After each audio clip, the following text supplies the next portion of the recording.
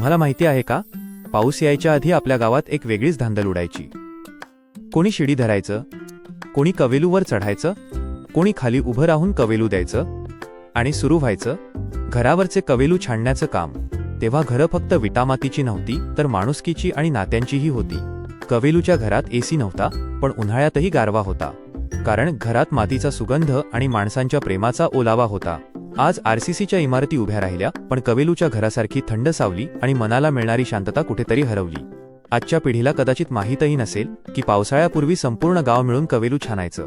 परंपरा संपत नाहीत, त्या विसरल्या जातात. आणि हीच एक सुंदर परंपरा आज हळूहळू इतिहासाच्या पानात जमा होत आहे. ज्यांनी कवेलू छानताना पाहिलंय किंवा स्वतः काम केलंय त्यांनी एक लाईक करून टाका आणि हा व्हिडिओ आपल्या गावाकडच्या मित्रांपर्यंत नक्की पोहोचवा. कवेलूच्या घराचा गारवा अजूनही आठवतो, पण ते दिवस पुन्हा येतील का? तुम्हाला काय वाटते? कमेंटमध्ये नक्की सांगा आणि आपल्या जुन्या काही गोष्टी ज्या विलिप्त होत चालल्या आहेत त्या नव्या पिढीपर्यंत पोहोचवा.